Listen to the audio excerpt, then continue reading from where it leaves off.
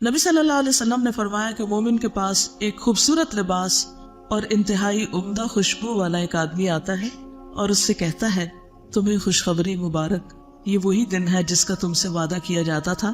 وہ اس سے پوچھتا ہے کہ تم کون ہو؟ تمہارا چہرہ ہی خیر کا پتہ دیتا ہے۔ وہ جواب دیتا ہے میں تمہارا نیک عمل ہوں۔ اس پر وہ کہتا ہے کہ اے میرے رب، قیامت ابھی قائم کر دے تاکہ میں اپنے اہل خانہ اور مال میں واپس لوٹ جاؤں، یعنی سب سے جا ملوں۔ پھر صدقہ کا قبر کی آگ بجھانا۔ عقبہ بن عامر سے مروی ہے کہ نبی صلی اللہ علیہ وسلم نے فرمایا صدقہ کرنے والوں کی قبروں سے حرارت بجھاتا ہے اور مومن روز قیامت اپنے صدقے کے سائے میں ہوگا۔ یہ سلسلہ صحیحہ میں سے ہے، یعنی صدقہ قبروں کی حرارت کو بجھاتا ہے۔ ایک اور حدیث میں اللہ کے غضب کو ٹھنڈا کرتا ہے، اور یہاں دوسری بات کیا ہے کہ قیامت کے دن مومن اپنے صدقے کے سائے میں ہوگا۔ لیکن ہم صدقہ کرنے کے لیے بھی انتظار کرتے رہتے ہیں اور ہر دوسری چیز کو یہ سوچ کے پاس رکھ لیتے ہیں کیا پتہ کبھی کام آ جائے۔ کچھ اینٹیکس بنائے ہوئے ہیں اور کچھ ہم اپنی یادیں ہیں اس میں ہماری، اور کچھ کباڑ خانہ بھر کے ساری یادیں ہمارے مرتے ہی بعد پھینک دی جاتی، کوئی ویلیو نہیں اس کی، کیونکہ ہر کوئی اپنی مرضی کی زندگی گزارنا چاہتا ہے۔ کوئی ضروری تو نہیں کہ ہماری اولاد ہمارے ڈیکوریشن پیسز کو کوئی ویلیو دے، تو اس لیے دنیا کی زائد زینت کو چھوڑ کر اس آخرت کے گھر کو ٹھنڈا کرنے کی فکر کریں۔ پھر جنت کا دروازہ کھولا جانا اور اس کی ٹھنڈی ہوا۔ سوال و جواب کے بعد پھر اس کے لیے جنت کے دروازوں میں سے ایک دروازہ کھول دیا جاتا ہے اور اس سے کہا جاتا ہے یہ تیرا جنت میں ٹھکانہ ہے، اور جو اللہ تعالیٰ نے تیرے لیے اس میں تیار کیا ہے، تو اس کے رشک اور خوشی میں اضافہ ہو جاتا ہے۔ پھر اس کے لیے جہنم کے دروازوں میں سے ایک دروازہ کھولا جاتا ہے اور اس سے کہا جاتا ہے اگر تو نے نافرمانی کی ہوتی تو یہ تیرا ٹھکانہ ہوتا، اور جو اللہ نے اس میں تیرے لیے تیار کیا ہوا ہے تو اس کی خوشی اور سرور میں اضافہ ہو جاتا ہے۔ پھر اس کے لیے اس کی قبر 70 ہاتھ فراخ کر دی جاتی ہے اور اس میں اس کے لیے روشنی کر دی جاتی ہے، اور روشنی کا ذکر بھی آپ نے پڑھا۔ پھر روح کا سبز پرندوں میں ڈالا جانا، یعنی جو شہداء کی روح ہے خاص طور پر، اس کے بعد جسم کو اسی طرح لوٹا دیا جاتا ہے جیسا کہ وہ اس سے شروع ہوا تھا، اور اس کی روح کو اچھی روح میں کر دیا جاتا ہے، اور وہ ایک پرندہ ہے جو جنت کے درخت سے کھاتا ہے۔ رسول اللہ صلی اللہ علیہ وسلم نے فرمایا شہداء جنت کے دروازے پر موجود ایک نہر کے کنارے پر سبز رنگ کے خیمے میں رہتے ہیں جہاں صبح و شام جنت سے ان کے پاس رزق پہنچتا ہے۔ ابھی تو یہ فاصلے بہت بڑے لگتے ہیں، جسم یہاں ہے، روح وہاں ہے، رزق یہاں پہنچ رہا ہے، وہاں بھی وہ اڑ رہے ہیں، یہ سب کیا ہے؟ ہمیں یہ باتیں بکری سکیٹرڈ لگتی ہے، لیکن اللہ کے لیے کچھ مشکل نہیں کہ ان سب کا ایسا کنیکشن بنا دے کہ جسم اور روح دونوں ہی اس سے مستفید ہو رہے ہیں۔ پھر صبح شام جنت کا ٹھکانہ دکھایا جاتا ہے، جنت کا گھر سامنے نظارہ کرایا جاتا ہے۔ ہمارے ملک میں تو ایسا نہیں، لیکن کینیڈا میں ایسا ہوتا ہے کہ جب آپ کو کوئی گھر خریدنا ہوتا ہے، آپ پراپرٹی ڈیلر کے پاس جاتے ہیں، ریئل اسٹیٹ کے پاس، تو وہ آپ کو انٹرنیٹ پہ گھروں کے لنک دے دیتے ہیں کہ کس رینج میں آپ کو خریدنا ہے۔ پھر آپ ان کو پورا اس کے اندر 3D کی شکل میں مختلف تصویروں کے ساتھ اس کو پورا اندر سے وزٹ کر لیتے۔ پھر اس کے بعد یہ کہ سارے مل بیٹھتے ہیں، پھر دیکھتے ہیں اچھا ونڈوز ایسی ہیں، انٹرنس ایسی ہے، فلور ایسا ہے، چھت ایسا ہے، باہر ایسا ہے، ادھر ایسا ہے، ہر ایک چیز اس میں اس اسکرین اس ونڈو کے تھرو سب دیکھی جا رہی ہوتی، اور وہ دنیا کے کسی بھی حصے میں بیٹھ کے آپ دیکھ سکتے ہیں۔ یہ اگر انسانوں نے دنیا میں اپنے گھروں کے لیے سسٹم کر رکھا ہے کہ اس گھر کو خریدنے سے پہلے آپ اس میں گھوم پھر کے دیکھ لیں، کیونکہ سائٹ پہ جانا تو مشکل ہوتا ہے، بعض اوقات سبھی مصروف ہیں، یا دور فاصلے ہوتے ہیں، یا آپ کو ایک سٹی سے دوسری میں موو ہونا ہے اور آپ رینٹ پہ لے رہے ہیں گھر، تو بھی آپ دیکھنا چاہتے ہیں، تو آپ اس اسکرین پہ سب کچھ دیکھ سکتے ہیں کہ آپ کہاں جانے والے ہیں۔ تو یہاں بھی آپ دیکھیے کہ مرنے کے بعد قبر میں آخری گھر جو ہے جنت کا گھر، اس کی بھی سیر کرائی جاتی کہ یہ ہے تمہارا گھر۔ اسی لیے قیامت کے دن جب جنت میں جائیں گے تو آتا نا کہ عرفہا لہم، وہ جنت جس کی اللہ نے ان کو پہلے سے پہچان کرا دی، ان کو پتا ہے کہ وہ ان کا گھر کون سا ہے۔ رسول اللہ صلی اللہ علیہ وسلم نے فرمایا جب تم میں سے کوئی آدمی مر جاتا ہے تو صبح و شام اس کا ٹھکانہ اس پر پیش کیا جاتا ہے، اگر وہ جنت والوں میں سے ہے تو جنت والوں کا مقام، اور اگر دوزخ والوں میں سے ہوتا ہے تو دوزخ والوں کا مقام اسے دکھا دیا جاتا ہے، اور اس سے کہا جاتا ہے کہ یہ تیرا ٹھکانہ ہے جب تک کہ اللہ تعالیٰ قیامت کے دن تجھے اٹھا کر اس جگہ نہ پہنچا دے۔ اب آپ دیکھیے کہ قیامت کے دن اس میں جانا ہے، لیکن پھر بھی قیامت کے دن کا اٹھنا اور حساب کتاب اور پل صراط پار کرنا یہ اپنی جگہ ہے، چاہے پتہ بھی ہو کہ آگے جنت ہے۔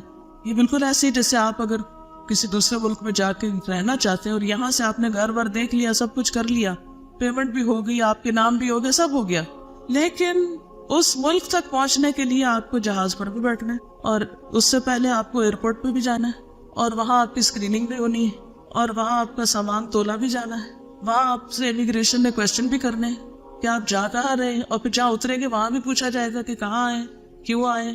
یہ پروسیس اپنی جگہ چلنا ہے، کیونکہ بعض لوگ کہتے ہیں کہ یہ کیسے، قبر میں اگر جنت جہنم دیکھ لی یہی حساب ہو گیا تو پھر یوم الحساب کی کیا ضرورت ہے۔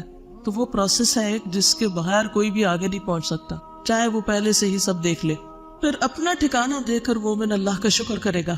مسند احمد میں ہے، ہر جنتی کو جہنم میں اس کا ٹھکانہ دکھایا جاتا ہے، اور وہ کہتا ہے کہ اگر اللہ نے مجھے ہدایت نہ دی ہوتی تو میں یہاں ہوتا، اور پھر وہ اس پر شکر کرتا ہے۔ یعنی جنت کا گھر دیکھ کر پھر جہنم میں بھی اس کا مقام دکھا دیا جاتا ہے کہ اگر تم وہاں نہ جاتے تو یہاں آنا تھا تمہیں، تو اس سے شکر کرتا کہ اللہ نے اس سے بچا لیا۔ پھر جنت کا کھانا، ایک انصاری صحابی سے مرغی ہے، مسند احمد کی روایت ہے کہ ایک مرتبہ ہم لوگ رسول اللہ صلی اللہ علیہ وسلم کے ہمراہ ایک انصاری کے جنازے میں نکلے۔ میں اس وقت نوعمر تھا اور اپنے والد کے ساتھ تھا۔ رسول اللہ صلی اللہ علیہ وسلم قبر کے کنارے بیٹھ گئے اور قبر کھودنے والے کو تلقین کرنے لگے کہ سر کی جانب سے اسے کشادہ کرو اور پاؤں کی جانب سے اسے کشادہ کرو، اس کے لیے جنت میں بہت سے خوشے ہیں۔ یعنی شہداء کو تو رزق ملتا ہی، کچھ لوگ جو مرتے ہیں وہ شہیدوں کی جیسی موت مرتے ہیں، یا ان کو بھی شہادت کی خوشخبری دی جاتی تو سکتا ان کے لیے بھی رزق آتا ہو۔ یہ غیب کی بات ہے نا، ہمارا غیب پر ایمان ہے، اللہ کے نبی نے بتایا ایسا ہی ہوگا۔ ایک روز میں ایک پروگرام دیکھ رہی تھی تو اس میں ایک گول کن اپنے تجربے بتا رہا تھا، یہ جب وہ قبر کھودتے ہیں تو کیا ہوتا ہے۔ دوسرے بتا رہا تھا کہ کچھ قبریں ہم کھودنے لگتے ہیں اور ہم تھوڑی سی کھودتے ہیں تو وہ جگہ کھلی کھلی ملنے لگتی ہے، ہم پاؤں کی طرف سے کھولتے ہیں تو کھل جاتی ہے، یعنی جگہ کھلتی جاتی، اور کچھ لوگوں کے لیے ہم کھودتے جاتے قبر کھلی نہیں ہو پاتی۔ آخر منزل تو اللہ ہی کو پتا ہے، لیکن مجھے بڑی حیرت ہوئی کہ یہ کیا بات کر رہا ہے۔ تو اس حدیث کے بعد مجھے سمجھ میں آتا ہے کہ نبی صلی اللہ علیہ وسلم جب قبر کھدواتے تھے اس وقت بھی انسٹرکشن دیتے تھے کہ کھلی کھلی کھودو، یعنی صرف مردوں کو پھینکنے والی بات نہ ہو۔ پھر قبر میں سکون، قتادہ کہتے ہیں کہ ہمیں یہ بات بتائی گئی کہ مومن کی قبر میں 70 ہاتھ کشادگی کر دی جاتی اور قیامت کے دن تک کے لیے اس کی قبر کو خوشحالی سے بھر دیا جاتا ہے، یعنی وَيُمْلَوْ عَلَيْهِ خَضِرًا، یہ سرسبز گرینری ہوتی ہے۔ واپس جانے کی تمنا کرنا، نبی صلی اللہ علیہ وسلم نے فرمایا جب مومن اپنی قبر کی کشادگی کو دیکھتا ہے تو کہتا ہے فرشتوں مجھے چھوڑ دو، میں گھر والوں کو خوشخبری سنانا چاہتا ہوں، لیکن اس سے کہا جاتا ہے کہ اب آرام کرو، پیچھے کوئی تمہارا کنیکشن نہیں، الا یہ کہ کوئی خواب میں دیکھ لے کسی کو۔ پھر مومن کو سلا دیا جاتا ہے، آرام کروایا جاتا ہے، اس کی قبر میں 70 گز لمبائی چڑھائی میں فراخی کر دی جاتی ہے، پھر اس کے لیے اس میں روشنی کر دی جاتی ہے، پھر اس سے کہا جاتا ہے سو جاؤ، تو وہ کہتا ہے اپنے گھر والوں کی طرف لوٹ جاؤں، میں انہیں خبر دے آؤں، تو دونوں کہتے ہیں اس دلہن کی طرح سو جاؤ جسے کوئی نہیں جگا تھا مگر وہ جو اس کو سب سے زیادہ پیارا ہوتا ہے، یہاں تک کہ اللہ تعالیٰ اسے اس کی اس خوابگاہ سے اٹھائے گا، یعنی قیامت کے دن۔ یہ صحیح ترغیب و ترہیب کی روایت ہے، یعنی پھر وہ قبر میں لیٹ جاتا ہے جیسے سو رہا ہو آرام سے، اور وہ سوتے میں جیسے انسان خواب دیکھتا ہے تو وہ سب کچھ نظر آ رہا ہوتا ہے، تو اس کو وہ نظر بھی آ رہے ہوتے ہیں، جنت دوزخ اور وہ نظاروں کو انجوائے کر رہا تھا، نہیں وہ ایک اسکرین اس کو دے دی جاتی ہے کہ گھومتے پھرو، اور یعنی آج کے ٹرمز میں سمجھنے کے لیے بات کر دی جاتی ہے، حقیقت اللہ ہی جانتا ہے۔ یہ مت کہیے کہ کوئی اس کو اس طرح انٹرپریٹ نہ کرے کہ وہاں ٹی وی لگا دیا جاتا ہے، یعنی مانا یہ ہے کہ صرف سمجھنے کے لیے کہ جیسے دنیا میں ہم بعض اوقات بیڈ روم میں آرام سے لیٹے ہوتے ہیں، ٹھنڈا ماحول ہوتا ہے، اور پھر سوچتے ہیں کہ اچھا کچھ دیکھ لیں اور دیکھنا شروع کر دیتے ہیں اور دیکھ دیکھ کے انجوائے کر رہے تھے، تو وہاں بھی جو جنتی ہوگا وہ نظاروں کو دیکھ دیکھ کے خوش ہو رہا ہوگا، اور ویسے وہ آرام کی نیند سو رہا ہوگا، اور قیامت کے دن اس کو آرام سے اٹھا دیا جائے گا۔ شہداء کی خصوصی مہمان نوازی ہوگی۔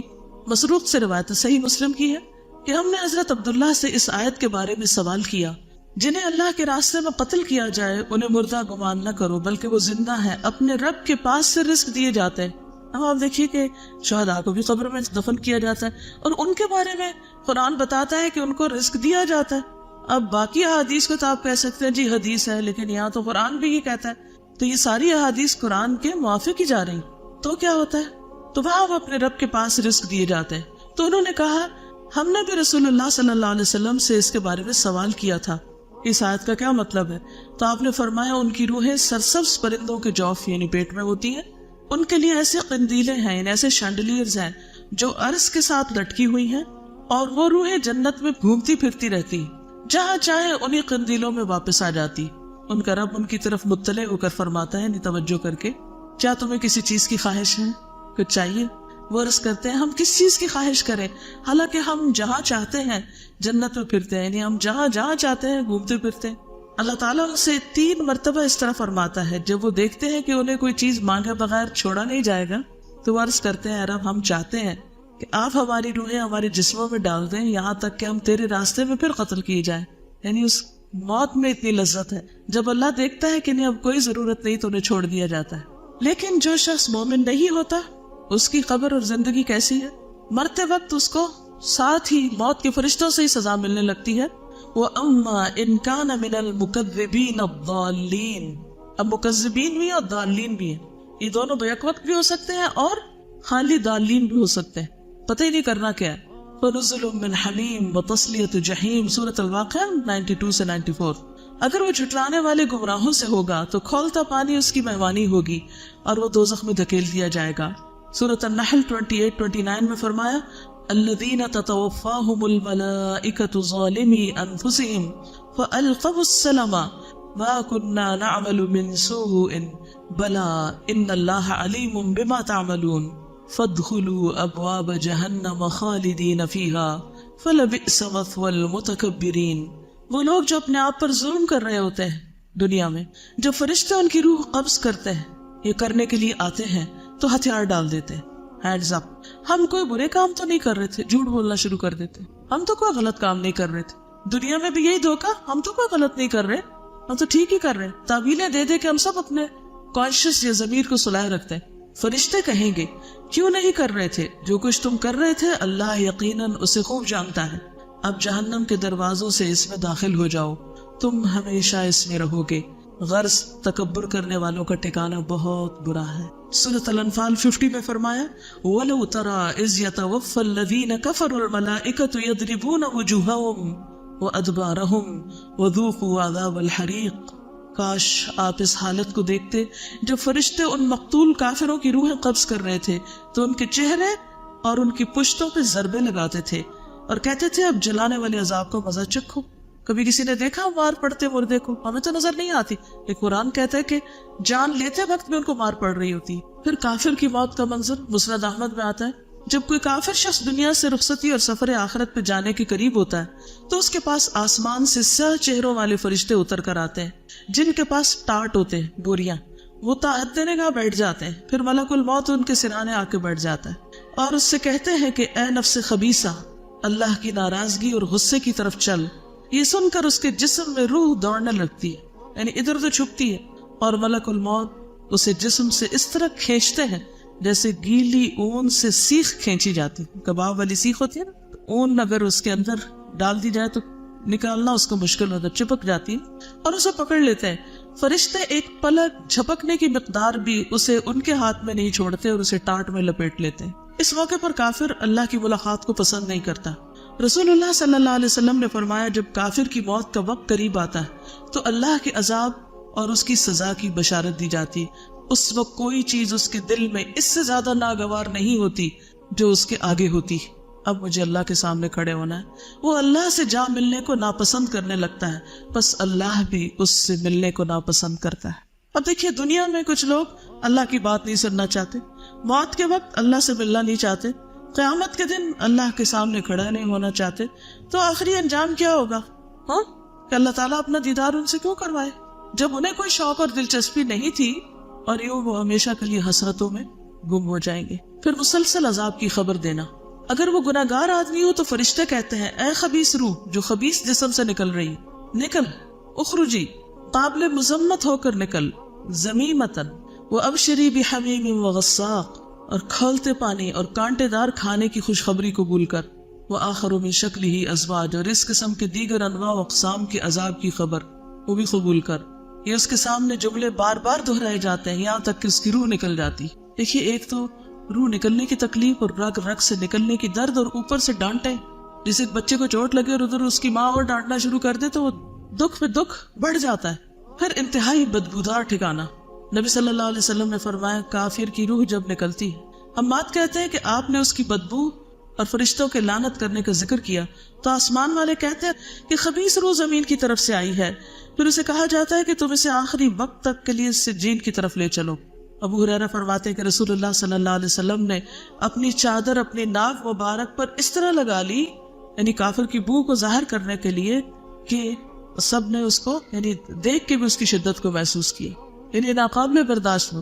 کچھ بسمال ہوتے ہیں نا تھوڑی بہت، اور کچھ ہوتے ہیں کہ آپ برداشت نہیں کر سکتے تو پھر اپنا ناک ڈھانپ لیتے ہیں، فرشتے اسے ٹانک میں لپیٹ لیتے ہیں، ایک اور روایت میں آتا ہے، اور اس سے ایسی بدبو آتی ہے روح سے بھی جو کسی بھی مردار کی سب سے زیادہ بو زمین پہ ہو سکتی، یعنی زمین پر کسی مردار کی بدترین بو جو ہوتی ہے وہ اس کی روح سے بھی نکل رہی ہوتی ہے۔ پھر آسمان کے دروازے نہیں کھولے جاتے، کافر کی روح کو آسمان کی طرف لے جایا جاتا ہے، وہاں کا دروازہ نہیں کھولا جاتا، وہاں کے فرشتے پوچھتے ہیں یہ کون ہے، کہا جاتا ہے فلاں شخص ہے، وہ کہتے ہیں کوئی مرحبا نہیں، کوئی مرحبا نہیں، لا مرحبا بالنفس الخبیثہ، اس ناپاک نفس کے لیے جو ناپاک بدن میں تھا، لوٹ جا برائی کے ساتھ، ارجعی ذمیمۃ، تیرے لیے آسمان کے دروازے نہیں کھلیں گے۔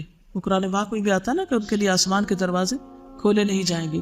پھر آسمان سے پٹخایا جاتا ہے، فرشتے اس روح کو لے کر اوپر چڑھتے ہیں، فرشتوں کے جس گروہ کے پاس سے ان کا گزر ہوتا ہے وہی گروہ کہتا ہے یہ کیسی خبیث روح ہے، وہ اس کا دنیا میں لیا جانے والا بدترین نام بتاتے ہیں، جو چور ڈاکو مجرم ہوتے ہیں وہ انہی چیزوں کے ساتھ پھر پہچانے بھی جاتے ہیں، یہاں تک کہ اسے لے کر آسمان دنیا میں پہنچ جاتے ہیں، دروازے کھلواتے ہیں، لیکن دروازہ نہیں کھولا جاتا۔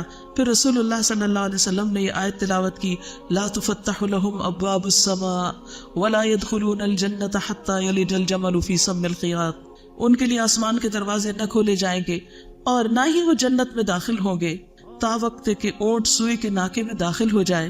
اللہ تعالیٰ فرماتے ہیں کہ اس کا نامہ اعمال سجین میں سے نچلی زمین میں لکھ دو، یعنی اور گہرائیوں میں پستیوں میں۔ اب یہ نچلی زمین کیا ہے اللہ عالم، چنانچہ اس کی روح کو پھینک دیا جاتا ہے۔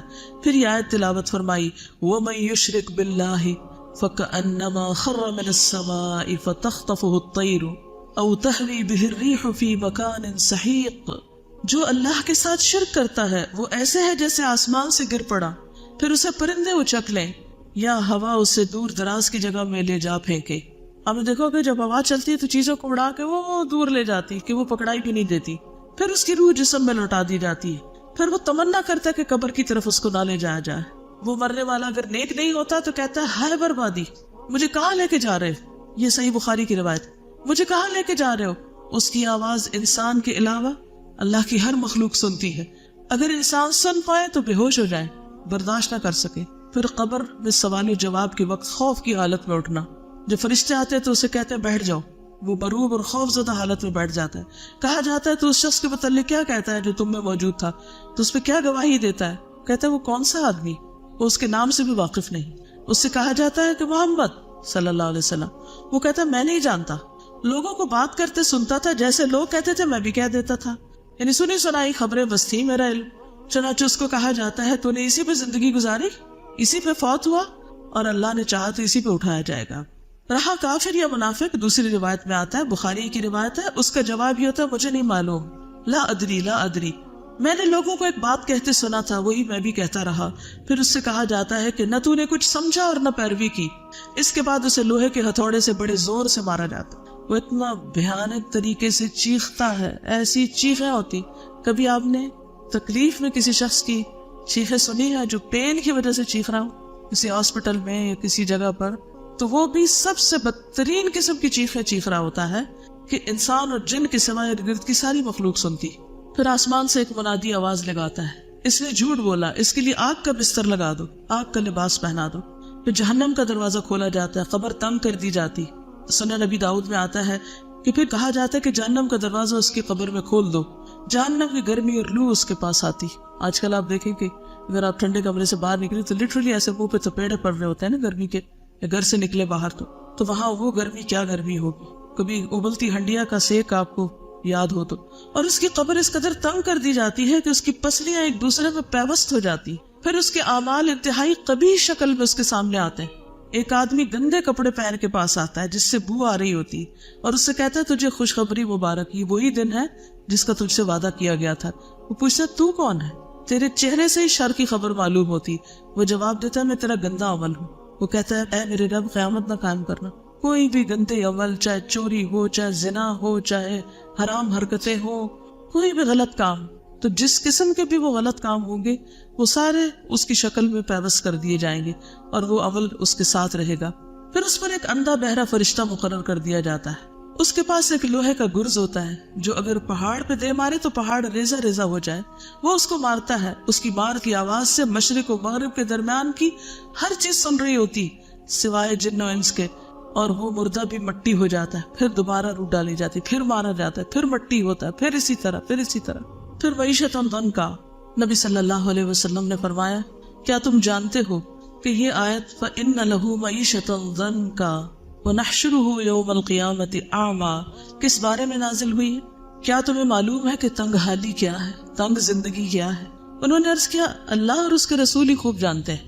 آپ نے فرمایا, کافر کا اس کی قبر میں عذاب سے دوچار ہونا, اور اس ذات کی قسم جس کے ہاتھ میں میری جان ہے, اس پر 99 سانپ مسلط کر دیے جاتے ہیں. کیا تم جانتے ہو وہ سانپ کیسا ہوتا ہے؟ وہ 70 سانپ اژدہے ہوتے ہیں, ہر اژدہا کے 7 سر ہوتے ہیں, اور وہ اسے قیامت تک ڈستے اور نوچتے رہتے ہیں. پھر قبر میں کسی عمل کا موجود نہ ہونا, اور کافر کے پاس جب اس کے سرہانے سے آیا جاتا ہے تو وہاں کوئی عمل موجود نہیں ہوتا, کوئی حفاظت کرنے والا گارڈ نہیں ہوتا. پھر اس کی دائیں جانب سے آیا جاتا ہے, وہاں کوئی چیز موجود نہیں ہوتی. پھر بائیں جانب سے آیا جاتا ہے تو کوئی چیز موجود نہیں ہوتی. پھر اس کے دونوں پاؤں کی طرف سے آیا جاتا ہے تو وہاں کچھ نہیں ہوتا. پھر حسرت کے لیے جنت کا ٹھکانہ دکھایا جاتا ہے. رسول اللہ صلی اللہ علیہ وسلم نے فرمایا, مسند احمد کی روایت ہے, ہر جہنمی کو جنت میں اس کا متوقع ٹھکانہ دکھایا جاتا ہے, اور وہ تمنا کرتا ہے کاش مجھے بھی اللہ نے ہدایت سے سرفراز کیا ہوتا تو میں بھی یہاں ہوتا, اور وہ اس کے لیے باعث حسرت بن جاتا ہے. اور زیادہ دکھ ہوتا ہے کہ یہ مل سکتا تھا اور چانس مس ہو گیا. بعض اوقات ایسا ہوتا ہے نا کہ کوئی سودا مس کر جائے, ہم کوئی بزنس ڈیل اچھی سی ہونے والی ہو, تو پھر بعض لوگوں تو ہارٹ اٹیک ہو جاتا ہے کہ اتنا بڑا لاس ہو گیا, چانس مس ہو گیا, کوئی گاڑی چھوٹ جائے, جہاز چھوٹ جائے, کیا کیفیت ہوتی. رسول اللہ صلی اللہ علیہ وسلم نے فرمایا, ہر جہنمی کو جنت میں اس کا متوقع ٹھکانہ دکھایا جاتا ہے, اور وہ تمنا کرتا ہے کہ کاش مجھے بھی اللہ نے ہدایت سے سرفراز کیا ہوتا, اور وہ اس کے لیے باعث حسرت بن جاتا ہے. قبر میں نیند کی کیفیت. اس کے بعد اس سے کہا جاتا ہے کہ منحوش کی نیند سو جا. ابو حازم کہتے ہیں کہ میں نے ابو ہریرہ سے پوچھا کہ منحوش سے کیا مراد ہے؟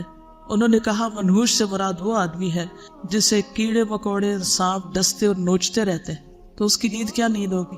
پھر اس پہ قبر تنگ کر دی جاتی. نبی صلی اللہ علیہ وسلم نے اپنی زندگی میں کچھ قبروں سے عذاب کی آوازیں بھی سنی تھی اور صحابہ کو بتایا بھی تھا. یہ جو کچھ میں نے سنایا ہے یہ اس لیے ہے تاکہ ہم اپنے ایمان کو نمبر 1 درست کریں, اس کو یقینی چیز سمجھیں, اور پھر اس کے لیے تیاری بھی کریں, اور ان معلومات کو اپنے بچوں اور اپنے آس پاس کے لوگوں سے شیئر کریں تاکہ وہ بھی اس یقینی جگہ کے لیے تیاری کریں. کیونکہ یہ ایسی جگہ ہے جس میں کوئی شک ہے ہی نہیں کہ وہاں نہیں جانا.